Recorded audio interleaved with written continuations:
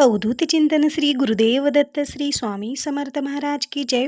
श्री स्वामी समर्थ. माझ्या सर्व ताई आणि दादांना तुमचं सर्वांचं स्वामी समर्थ माझ्या या चॅनलमध्ये स्वागत आहे. आजचा दिवस स्वामी महाराजांच्या कृपेने तुमचा सुखाचा आनंदाचा जावो ही स्वामीचरणी प्रार्थना करून आजच्या नवीन व्हिडिओला नवीन सेवेला सुरुवात करूया.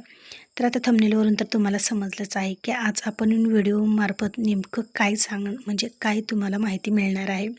तर बघा, दुःख आणि दारिद्र्य दूर करणारे आज आपण या व्हिडिओमार्फत उपाय जाणून घेणार आहोत. आता प्रत्येकाच्या जीवनामध्ये बरं का सुख आहे, पण सुखानंतर दुःख येतं, दुःखानंतर सुख येतं. हा ऊन सावलीचा खेळ हा प्रत्येकाच्या आयुष्यामध्ये नेहमी चालूच असतो. पण असे काही उपाय आहेत जेणेकरून ज्या आपल्या आयुष्यात दुःख म्हणा, दारिद्र्य म्हणा किंवा कामामध्ये जे अडथळे येतात किंवा सतत काही घरातील आजारपण म्हणा, घरातील वादविवाद म्हणा, हे जे काही कारणं आहेत तर ते कारणं जे आहेत तर त्याच्यावर असे काही उपाय आज आपण प्रत्यक्ष गुरुमाऊलींनी सांगितलेले जे काही उपाय आहेत, दिंडोरी प्रणीत गुरुमाऊलींनी आपल्याला जे जे उपाय सांगितलेले आहेत तर तेच उपाय मी आज तुमच्याशी शेअर करणार आहेत. बघा, काही अवघड उपाय असे नाहीत, एकदम साधे सोपे हे उपाय आहेत आणि हे उपाय करायला तुम्हाला काही जास्त वेळ पण नाही लागणार. अवघ्या कमी वेळामध्ये होणारे हे उपाय आहेत आणि हे जर उपाय तुम्ही जर खरंच विश्वास ठेवून जर हे उपाय तुम्ही केले तर तुम्हाला 100%च नाही तर 101% या सेवेने म्हणजे या उपायाने तुम्हाला नक्की छान असा अनुभव येणार, छान अशी प्रचिती तुम्हाला या उपायाने येणार. फक्त तुमचा विश्वास हा अतूट पाहिजे की होणारच, ही सेवा केल्यास, हे उपाय केल्यास माझ्या आयुष्यात बदल होणार आणि होणार म्हणजे होणार. तुमच्या आयुष्यात चमत्कार झाल्याशिवाय राहणार नाही. बऱ्याच वेळेस काय होतं, सतत आपल्या वास्तूमध्ये काहीतरी म्हणजे आपल्याच काहीतरी चुकामुळे आपल्या वास्तूमध्ये सतत कटकटी होतात, भांडणं तंडणं होतात किंवा सतत चिडचिडपणा होतो, असं बरंच सारं काहीतरी चालू असतं.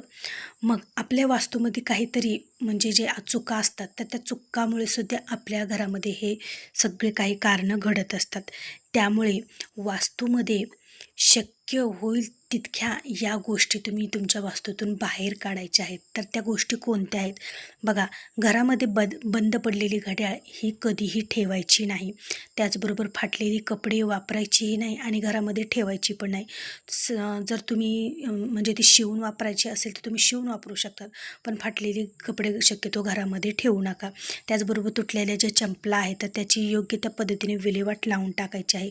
फुटलेली भांडी असतात, चिरलेली भांडी असतात तर ती भांडीसुद्धा तुम्हाला त्याचीसुद्धा विल्हेवाट लावून म्हणजे बाहेर ठेवायचे आहेत.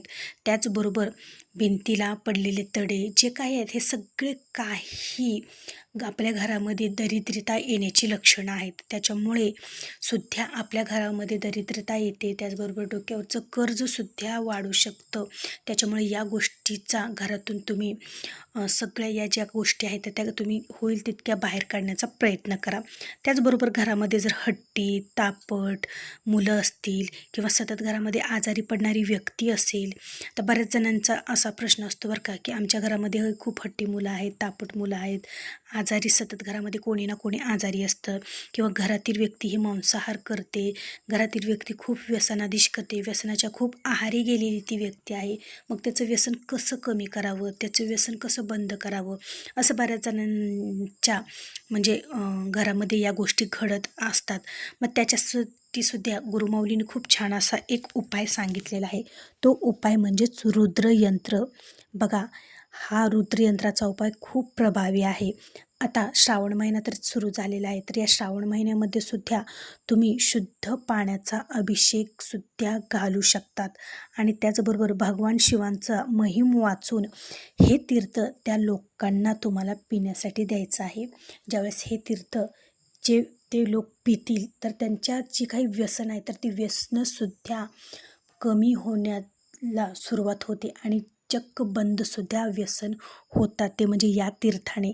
तर तुम्ही आवर्जून घरामध्ये रुद्रयंत्र घ्या आणि रुद्रयंत्र घेऊन अशा प्रकारे शुद्ध पाण्याचा अभिषेक घालून भगवान शिवांचं महिम वाचून हे तीर्थ त्या लोकांना आवर्जून प्यायला द्या आणि बघा, चमत्कार पहा. तुम्ही स्वतः या तीर्थाचा चमत्कार पाचाल अशा प्रकारे. आता त्याचबरोबर बऱ्याच वेळेस काय होतं की आपल्या डोक्यावर वाढलेलं कर्ज आणि त्या कर्जाला आपण खूप त्रासून गेलेलो असतो. काही ना काही कारणामुळे आपण पैसे कोणाकडून घेतलेले असतात, ते आपल्याला टायमिंगवर देणं शक्य झालेलं नसतं आणि त्याच्यामुळे आपल्याला आपल्या जीवनामध्ये, आपल्या आयुष्यामध्ये जे काही कर्ज वाढत जातं आणि त्याच्यामुळे घरामध्ये कटकटी, भांडणं, वादविवाद होतात. तर सर्वांकडे टेन्शनचं वातावरण निर्माण होतं. अशा बऱ्याच काही अडचणी निर्माण आपल्या घरामध्ये होतात. तर असं जर तुमच्या घरामध्ये होत असेल तर ताईंनो, आवर्जून तुम्हाला दिंडोरी प्रणीत केंद्रामध्ये मिळून जाईल किंवा कोणत्याही धार्मिक दुकानात तुम्हाला मिळून जाईल. श्रीयंत्र हे घरात आवर्जून आणा, कारण श्रीयंत्र हे लक्ष्मीनारायणाचं आसन आहे आणि ज्या घरात लक्ष्मीनारायण असतात त्या घरामध्ये कधीच पैशाची चणचण भासत नाही, कधीही पैशाची अडचण त्या घरामध्ये भासत नाही, कारण प्रत्यक्ष लक्ष्मीनारायण तुमच्या घरामध्ये आहेत. आणि त्यांच्या घरात म्हणजे ज्या घरात ह्या लक्ष्मीनारायणाची सेवा होते त्या घरामध्ये कधीही काहीही अनर्थ घडत नाही आणि डोक्यावरचं कर्जसुद्धा कमी व्हायला मदत होते, ती म्हणजे या श्रीयंत्राने. आता आपल्याला कष्ट तर करावेच लागतात, कष्ट केल्याशिवाय पैसा येत नाही, पण कष्टासोबतच या सेवा, या उपायसुद्धा तुम्हाला आवर्जून करायचे आहेत. या उपायाने, या सेवेनेच तुम्हाला खूप चांगली साथ मिळणार आहे. त्याच्यामुळे आवर्जून घरामध्ये श्रीयंत्र हे नक्की घ्या आणि त्या श्रीयंत्रावर दररोज आपल्याला कमळाची फुलं व्हायची असतात. मग आता दररोज आपल्याला कमळाची फुलं मिळत नाहीत, त्यासाठी कमळगट्ट्याची माळ तुम्ही घ्यायची आहे, कारण कमळगट्ट्याची माळ आपल्याला श्रीयंत्रावर अर्पण करायची आहे. म्हणजेच 108 जे श्रीयंत्र कमळगट्ट्याची जी मणी असतात तर ते आपण श्रीयंत्रावर जर अर्पण केली तर 108 कमळाची फुलं वाहिल्याचं पुण्य आपल्याला लागत असतं. त्याच्यामुळे आवर्जून कमळगट्ट्याची माळ घ्या आणि त्यावर तुम्हाला काय करायचं आहे, एका म्हणजे दुसऱ्या हातात जपमाळ घेऊन तुम्हाला विष्णू गायत्री मंत्र, कुबेर मंत्र, लक्ष्मी गायत्री मंत्र, त्याचबरोबर श्रीयंत्राचं पठण तुम्हाला करून या सर्व काही सेवा तुम्हाला श्रीयंत्रावर करायचे आहेत. आणि बघा, हळूहळू तुमच्या जे डोक्यावरचं कर्ज आहे तर ते कर्जसुद्धा कमी होण्यास मदत होते. आणि त्याचबरोबर डोक्यावरचं कर्ज कमी व्हावं, घरातील जे काही दारिद्र्यता आहे, दुःख आहे, अडचणी आहेत तर त्या दूर व्हाव्या, यासाठी सुद्धा तुम्ही प्रत्येक पौर्णिमेला सत्यनारायणसुद्धा आवर्जून घालायचं आहे. प्रत्येक पौर्णिमेला बऱ्याच ताई सत्यनारायण घालतात आणि त्या सत्यनारायणचा त्यांना खूप छान असा अनुभव पण येतो. तर आवर्जून तुम्ही प्रत्येक पौर्णिमेला घरच्या घरी सत्यनारायण घालू शकतात. त्याचबरोबर आता इतक्या सेवा, इतके उपाय आहेत, तर त्या उपायाने, सेवेने आपल्या जीवनाचं हे कल्याण होतं आणि तुमच्या जीवनामध्ये चमत्कार हे होतात म्हणजे होतात. त्याचबरोबर स्वामीचरित्र सारामृताचं तुम्ही 108 दिवसाचं पारायण करू शकतात. स्वामीचरित्र सारामृताचे 7 पारायण करा, 9 पारायण करा, 11 करा, 51 करा, 108 पारायण करा आणि छान अशी अनुभूती घ्या.